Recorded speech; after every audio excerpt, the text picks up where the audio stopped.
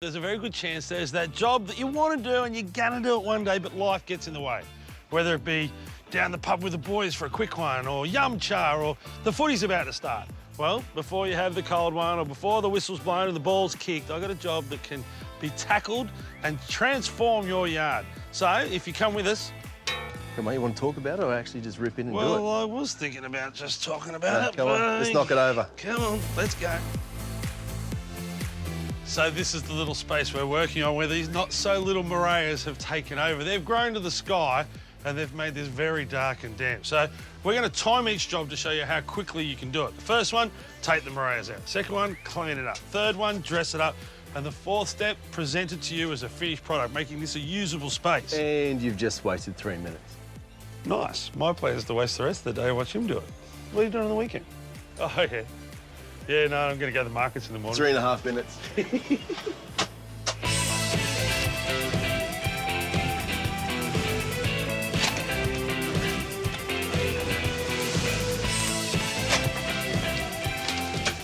Look at the light that's coming in there already.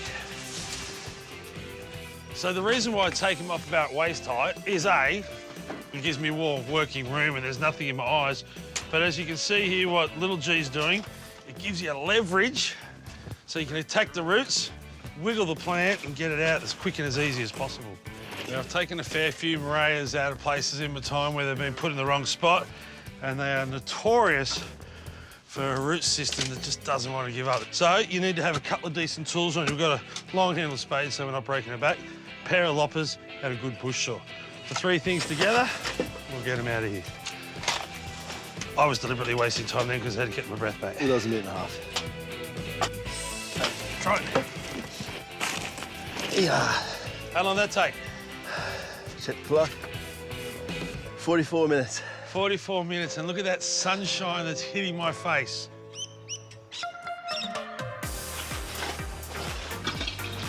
Now you can see the space we're working with. It's still tiny, but there's more sun in here and it's more usable. We've leveled it off and now we're ready to put something on the dance floor. I'm actually going to mulch first because the plants, 99% of them, are going to go in pots.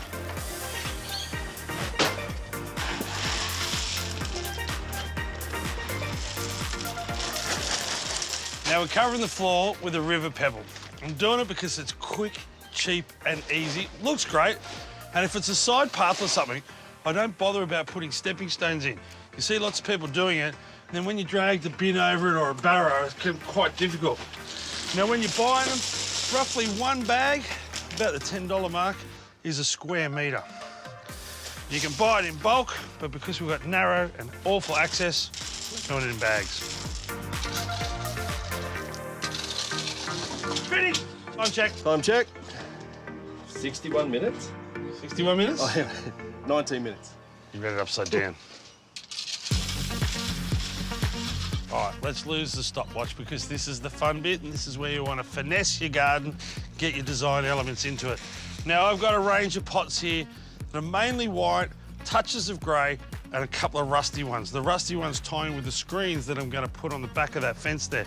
Now, you don't have to spend tons of money on pots, but the bigger they get, the more expensive they are. But you can dumb it down a little bit because the small ones could just be plastic and they sit really well with a few of the nice ones.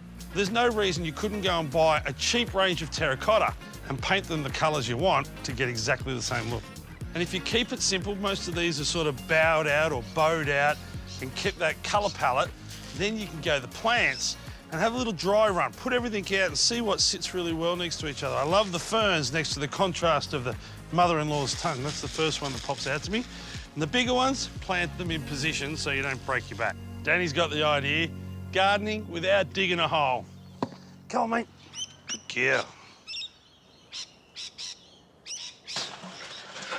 A sausage sandwich, ×2. And then back here, more like an hour. Hour and 5 minutes then.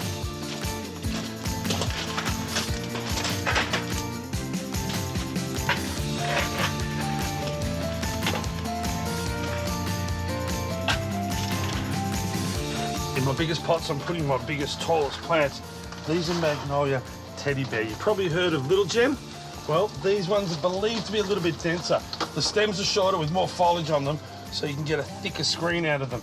Now it's still going to grow to the light here, so maybe after one season of flowering, you'd cut these taller stems in half, take out the single leader that's going to send it to the sky, and hopefully that'll thicken up all these bottom branches. Don't bury the root ball, and the soil that you've got around the sides that's light and fluffy, just firm it up with the back of your hand. If you don't, when you water it, all the oxygen comes out and the soil sinks down, and then the root ball's left high and dry. So it's important that you get it just right.